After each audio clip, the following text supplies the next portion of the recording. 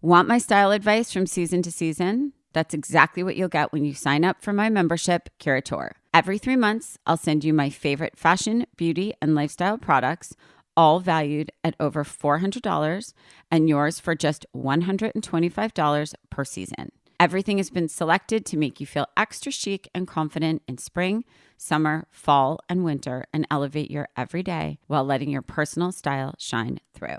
And when you head to curator.com, that's CURATEUR.com, you'll receive an exclusive offer.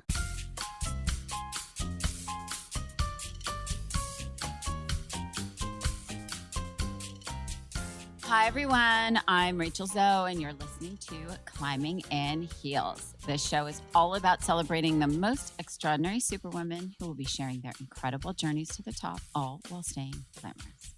Today with me, we have the very talented model, actress, author, and beauty guru, Molly Sims, on the pod. We cover a lot of ground in this episode, and Molly talks about the toxicity of the fashion industry, dealing with rejection, finding love, and starting a family, just to mention a few. Molly shares a lot about her resilience and how leaving modeling industry really jump-started her acting career, but then really kind of faced the reality and started to really worry about the expiration date because, I mean, you know, it kind of does have one, even though no one really wants to talk about that. But okay, I'm very excited for all of you to listen to this episode, and I know you're going to learn a lot and you're going to love it. So enjoy.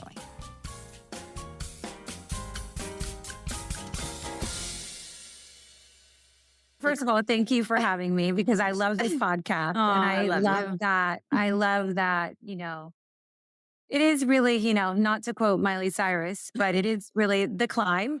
I think the climb, I think the climb started, I'm from Murray, Kentucky. It's in a little western tip part. It's above Tennessee. It's in a little corner. I went to public school. I dreamed of going and getting out from a very young age. My parents also traveled though, so they really opened my eyes to not just Kentucky, Tennessee, Alabama, but to maybe New York or Florida or, I mean, really not California, but they definitely opened my eyes to the world of beauty and fashion. And they were very big on doing your own thing, meaning that I saw them take massive chances in their life.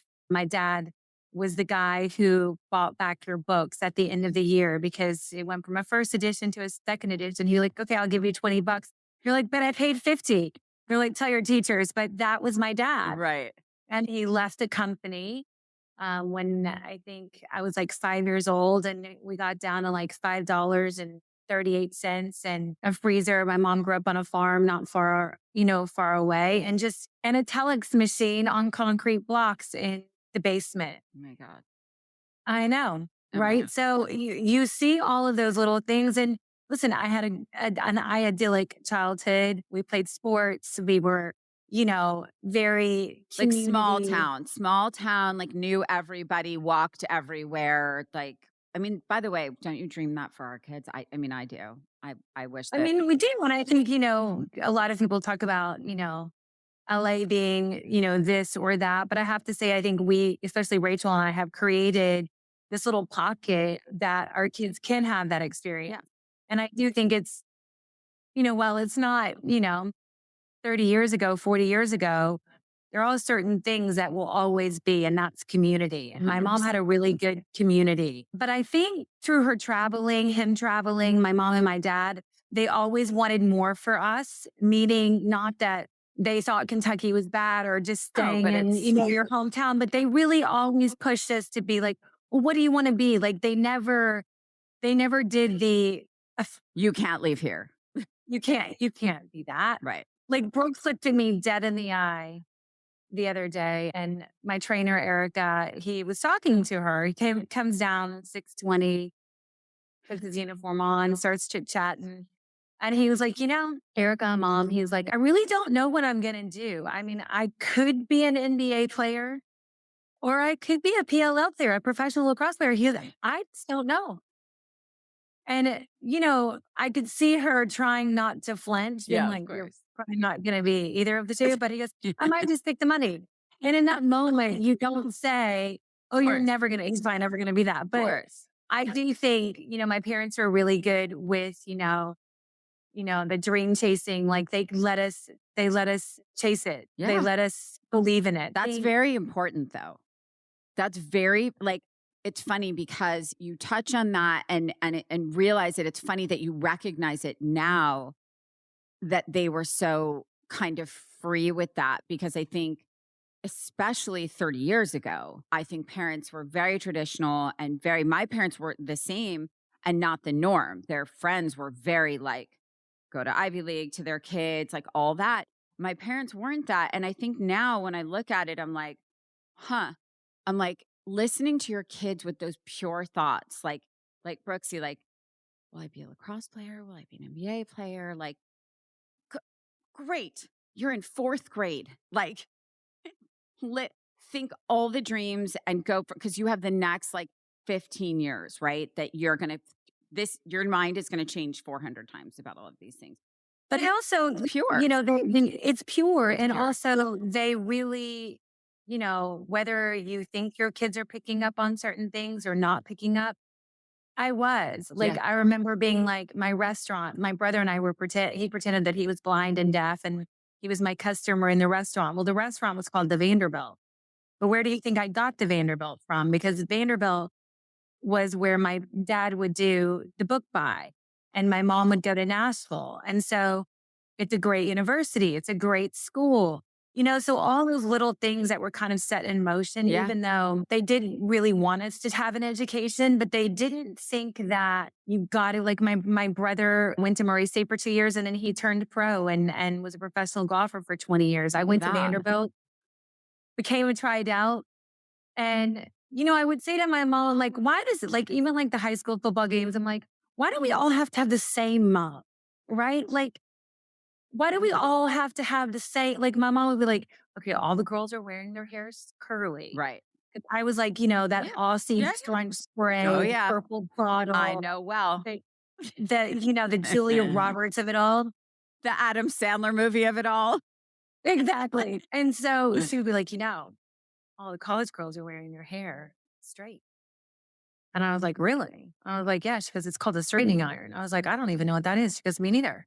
But she was just very good about, she just was, and I also am innately someone who, is curious, Yeah. right? Like I've always Yeah. been, Always. well, I mean, I have like 9 jobs, 9 careers, Yeah. 9 lives. Yeah.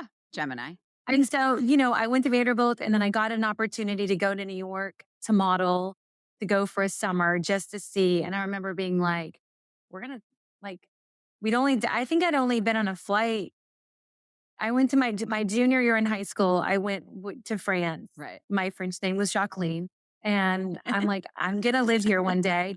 And my mom was actually one of the chaperones. I think we'd been on a flight maybe once or twice. And we were supposed to go to New York for a week and that lasted 3 months. And then I wrote Vanderbilt and I still have the letter I wrote. I'm like, I just have this amazing opportunity. I'm just going to take one semester off.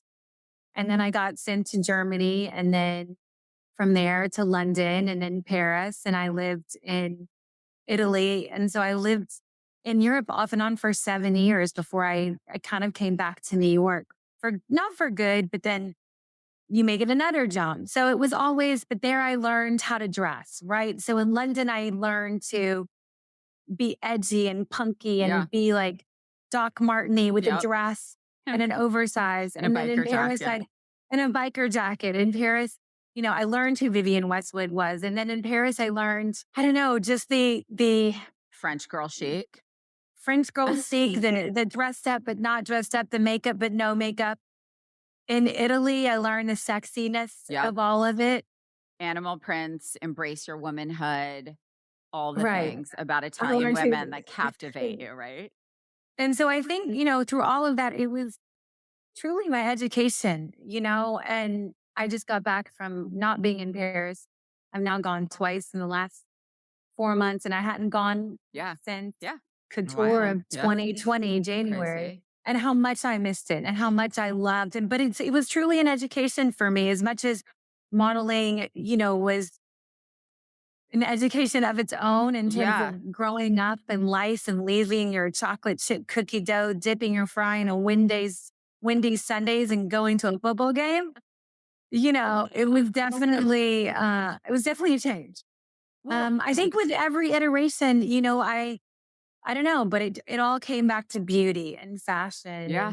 and, like you. I mean, I'm not as prolific as you, but I do love the art of beauty and fashion. And you've lived it. But I think so to go from so were you a great student? Were you always a good student? I feel like you were.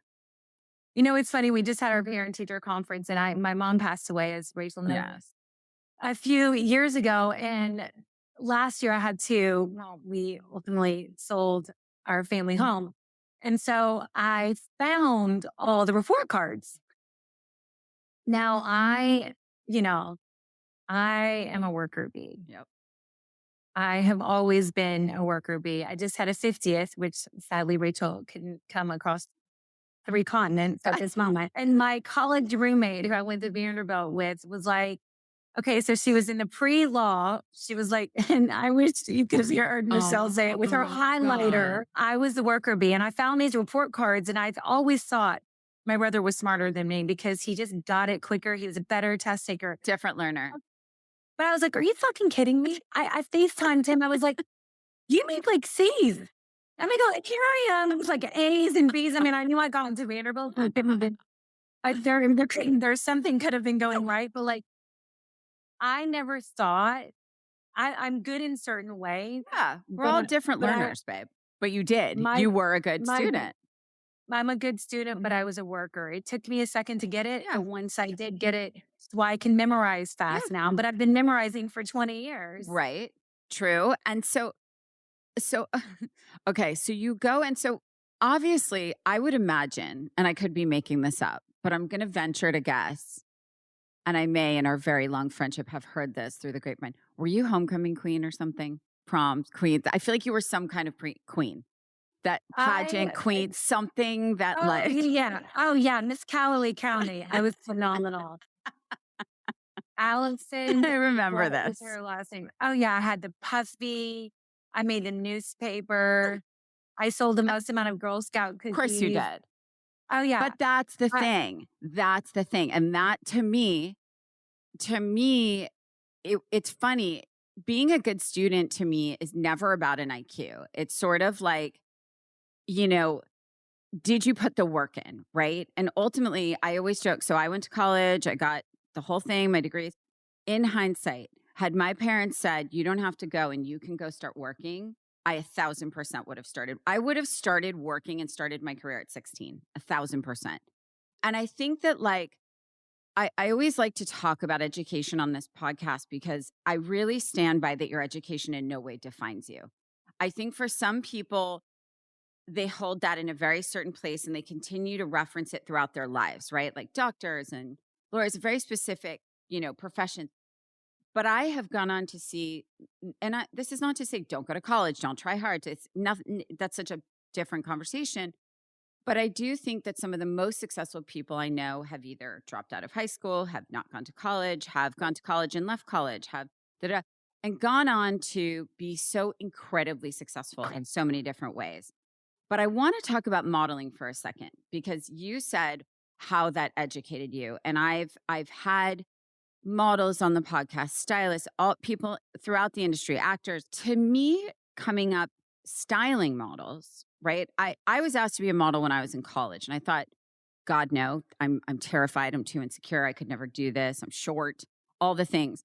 I lasted one day because I literally it was almost like I needed to be driving the story, right? And I was like, this is an exercise in a lot of rejection, a lot of right? And also for you, I can only imagine like everyone in Kentucky constantly telling you how beautiful you were growing up, right? Like I can only imagine them being like, oh, no, like prettiest thing.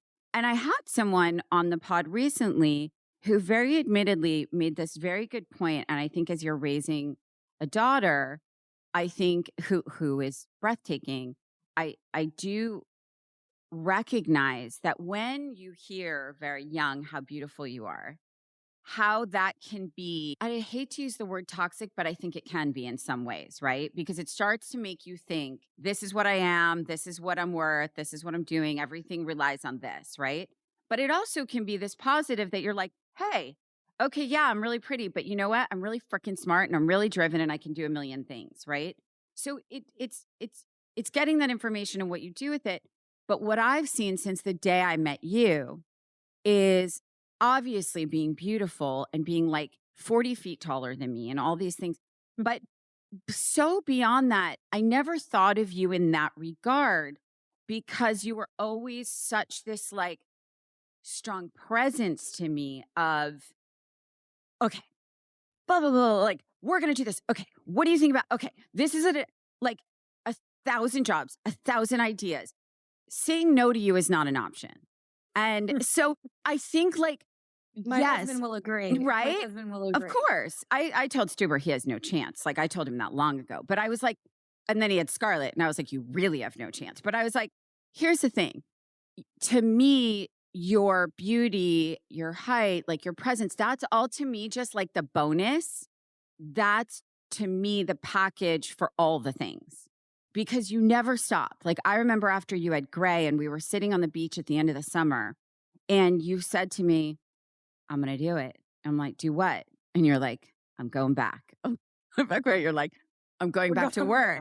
You go, I'm going back in. You're going back in and you're like, I'm going back to work. I'm like, but Molly, you do work. You're like, no, I'm really going back. And I was like, oh my God. And I understood what you meant once you came back into that year.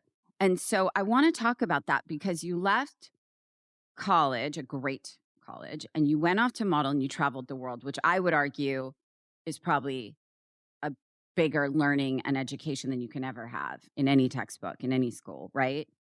And I want to talk about modeling because I think a lot of people look at modeling, say, oh my God, you get to fly around the world and get paid to be beautiful. Okay, great.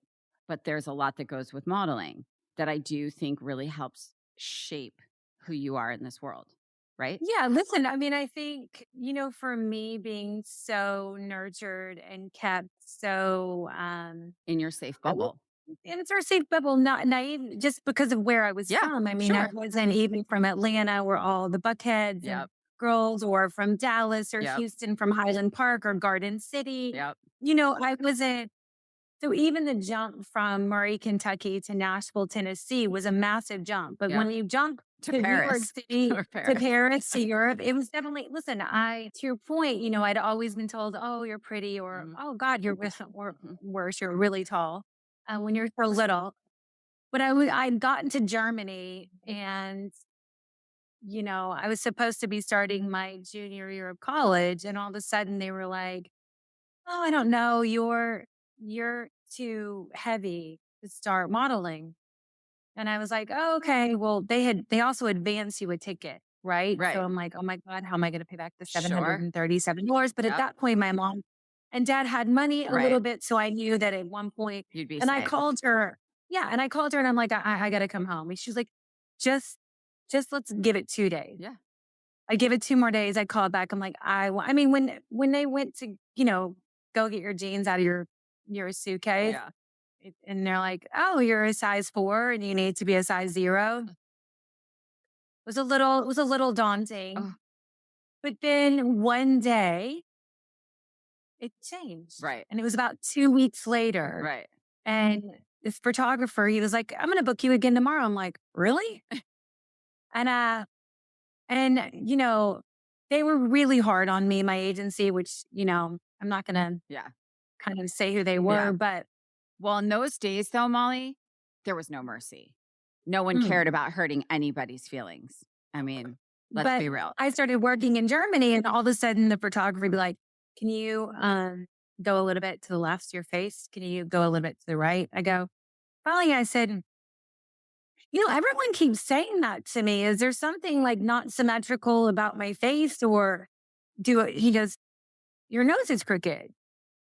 And I go, I'm laughing what? just 'cause I'm I mean, I'd spent Right. 22 years or 21 years not knowing that my nose was crooked. Sure. So I was like, oh, oh, okay.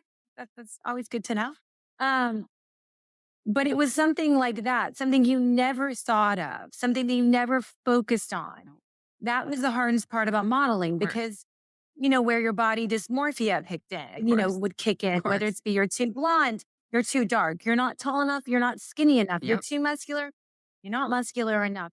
You lost too much weight, you've gained too much weight. So it definitely,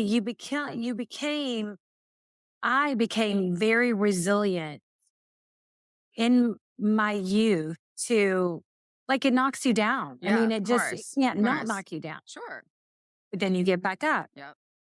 So that the time I started acting, You were so prepared. my agent was like, you're going to get a little feedback you might not want to hear. And I looked at her and I was like, yeah, that's actually no problem.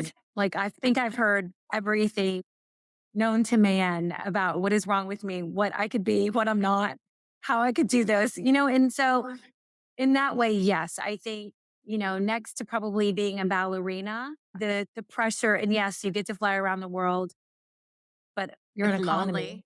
It's Or It's lonely. it's lonely. Yeah. It's right. I was telling somebody I had to reorg part of my business and I want this girl to get another job. And Yeah. I said, I'm going to give you a piece of advice. I go, don't be afraid to change. Yeah. And with change is hard, but right when I got comfortable in Germany, they moved me to London. And right when I got comfortable in London, they moved me to Paris. And then they moved me to New York and then back. So I have to say, I am very good with change. Yeah. And that is one of the best advice for anyone listening who have kids or also just want to Change their maybe career, change their life, change their career. pivot. 40, 50, Yep. 30, pivot, Yep. pivot. It's important to pivot. Yeah. It keeps you younger. It keeps your brain. It keeps you in the conversation. I Yeah. think, to Rachel's point, what she's also done with her career and you change and you grow. And it's Have not to to. say you don't go back to certain No. things No. because, But differently. But differently. but differently. But yeah, I mean, I think modeling, And then acting. but then acting, and I was also never clicky, right? Like Right. she knows this about No, me. you're I a was never girl's clicky girl. I was never clicky. I could be a boys' girl. I could be in the band. I could 100. be in the sporty. I could be in the nerds. I could be in Yep. the You're the nice to everybody. I think that's where you're like Southern kind of like, I always see that come out like when you meet new people, like I always know, you always know how people were raised by how they say hello to people, in my opinion, because some people just kind of have no interest. Some people like look away. Some people look down. Oh, good to meet you. Don't care. You always look at new people. You give them such attention. You give them like, you engage with them. You give that like Southern, like, smile, that like very polite, like I care who you are right now. Like I care who you are. Oh, where are you from? And I think that those things are those are like life skills. Those are life gifts, right? And I think those are the kinds of things we try and teach our kids. But I think to go from modeling to acting, right? And I want to touch on that. And then you go into, personal life, right? But you go into acting and then you go into having 3 children. We'll go to that. And then you go into launching like 100 different parts of businesses, right? So acting. So that definitely kicks your ass.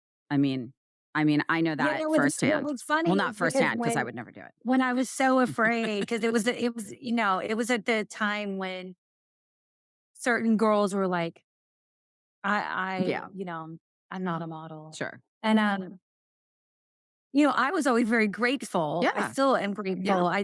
I saw this Sports Illustrated clip of being like, I'm not an actress, or like I am an actress. I'm not a model. I always was really Like you were fine with grateful it. for Yes. the experience. Yes. But when I ended up starting to audition, I moved to in August with the fashion world. I know if you follow Rachel, you know this, but the fashion industry kind of shuts down for about 4 to 5 weeks. And so I flew to LA. I was still living in Paris a lot, mainly New York, but I flew to LA and I took an intensive acting class. I'd gotten House of Style and then I'd gotten a cover girl contract, and then I got like 6 5 words only at Old Navy. And so it was with Matthew Ralston. I Oh my know, God, like Matthew Ralston. Oh my God. 5 words from, Whole life is coming back to me right a now. model. And so I don't know, like I ended up working for them for quite a while. It was cover girl. And I knew that deep down, like, and not that I thought I was just a coat hanger, because I Yeah, didn't. I sure. actually didn't. I actually, By the way, Mal, that's because probably why you were great at it though, because you didn't consider yourself that. You knew that there I was more, didn't. you know? I think that even though they could give 2 fucks about what I said or what I thought, You like said I it would say it anyway. anyway. I'd be like, I really like this look. I'm like, this really tells our story and our narrative. They're like, just fucking put on the clothes and get up. But that being said, I I did I didn't I knew I couldn't do what I was doing forever. And also, I don't mean this in a bad way, I knew there was some sort of expiration date, Of course. Of course. and 100%. not that it's bad or worse. I just knew that I wanted something else. I didn't know what. Yeah. And so I took this class. It was an intensive for a month. And then they had a 2 year program that was 3 nights a week. Okay. And at the end of it, I was like, oh, really like this, this method. And I ended up graduating, even living in Europe. I took like 77 red eyes, and I completed. I was going to say I there know. wasn't Zoom then or anything. You actually did it in No. person. Oh my Mm. God. You are not afraid of an airplane, Molly. That's But for sure. I know. You're a I just really good continue. flyer. You're really. I think that's why I can sleep anywhere. It's a Yes. talent I've Yes. developed. Yes. But that gave me skills. But I remember going into audition for Vegas, and I had to have a different accent, which I didn't, Yeah. even though they gave it to me, and then I had to have a dialect coach. Clearly, I'm not from New York to play Jimmy Kahn's daughter. But I went in a camouflage t-shirt. My showrunner, Gary Scott Thompson, called my agents to this day, and he told me the story the other day. Flip-flops and jeans. And they were like, does she not want to be like pretty or sexy, or does she not? And my agent said to her, she wants you to take her serious. Yeah. Yes. Yes. So it was an interesting, and they were like, and you got the job. I ended up getting the job, but they called me and they were like, and I'm like, no, but I want them to see the skills, which I had fucking no skills. And Josh and I being, on set with Jimmy Kahn, who would be like, put your fucking hands down. Don't move your head as much. I didn't know how to walk and talk. I didn't know how It's to. hard. It's hard. People look at actors and they're like, I can do that. I'm like, oh my God. Acting is hard. That is a skill and a gift and something you have to work hard at. I think it's. And it's like what you tell any child, don't worry. It's never going to get picked up. If you just do it for 6 months, don't worry. It's never going to go. And I'm like, okay, well, I'm the shit now. I'm actually making money. And they're like, yeah, no problem. And so sure enough, it was a hit. And I would have to somehow balance I didn't want to lose what I had worked so hard for. Yeah. And so my AD, and my showrunner, and they would let me leave on a Thursday or a Tuesday.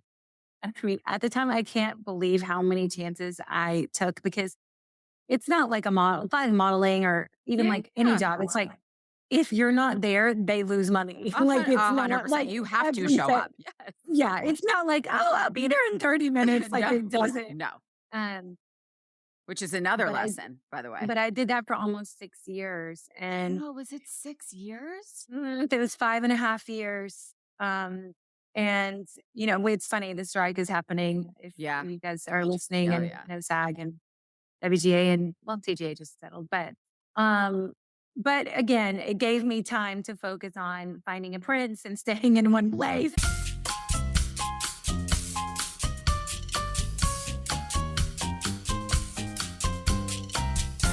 that time in the show when I answer 2 listener questions. So let's see what we have today. First question, what bathing suit brands do you like? Oh my goodness. I love Zimmermann bathing suits. I think they're beautiful because they're just very fashiony, but like in a bathing suit form. I love Joanna Ortiz. I love Erez.